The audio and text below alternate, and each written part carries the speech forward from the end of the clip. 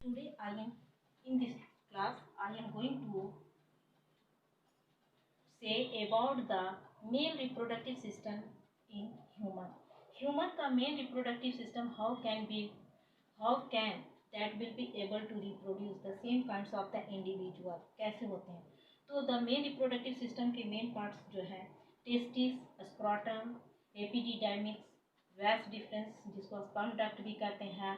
उसके बाद आपका है prostate gland, seminal vesicles, bladder, urinary bladder, that is the passage of the urethra and the penis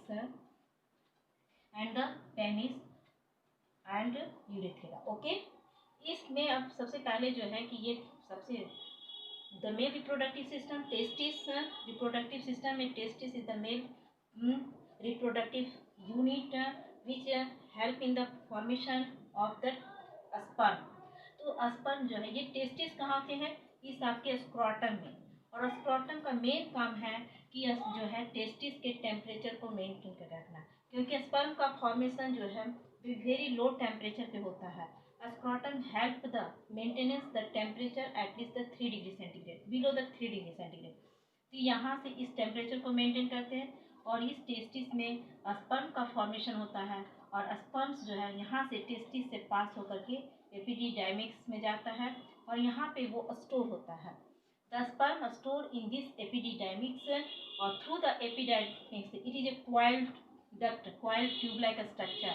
Here the sperms are stored. Now from this passage, the sperms passed into the next in the passage. Through this sperm pass into this passage that is a duct that is called the vas deferens, या इसका नाम जो है sperm duct. Through this sperm duct, the sperm pass into the bladder. Bladder में जाने हैं. Before into the अंदर जाने से पहले there are the two glands, seminal vesicles और prostate glands are meet in their passage. ये prostate gland और seminal vesicle इसके रास्ते में मिलते हैं, इसके passage में मिलते हैं. Both are secretes a liquid that is called the liquid pus, which help make the passage, make the transport of the sperm easy.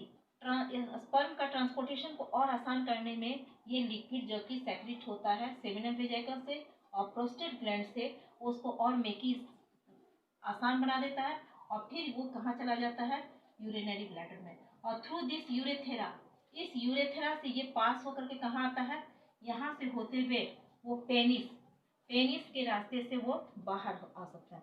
और ये पेनिस के रास्ते से यूरिन का भी डिस्चार्ज होता है और सेमिनल जो है आपके जो है स्पर्म का भी होता है. इस टेस्टिस में स्पर्म को बनाने में टेस्टिस एक और हार्मोन का सेक्रेशन करता है जिसको टेस्टोस्टेरोन कहते हैं.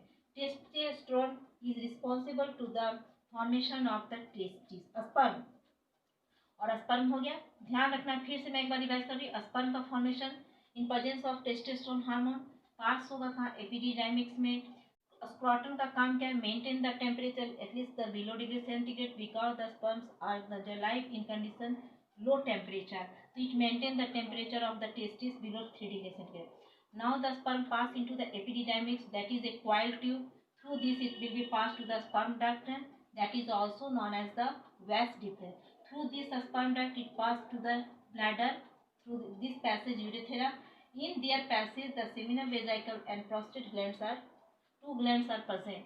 Both secretes a liquid like pus that provide the nutrient to the sperm. वो sperm को nutrient provide करते हैं and also make the passage easier to the sperm कि that will be easily passed to the urinary bladder and through urethra it will be passed into the out through this penis. इस penis से pass out होते हैं. During the fertilization the sperm which will be passed into the in uterus, female के body में uterus में पास किया जाता है. तो अगर वहाँ फर्टिलाइजेशन होता है तब जाकर के फर्टिलाइजेशन मेल फीमेल फ्यूज करते हैं एग्स के साथ, तब फर्टिलाइजेशन कंप्लीट होता है. इस मेथड से ये आपका मेल रिप्रोडक्टिव सिस्टम आपका कंप्लीट होता है. ओके.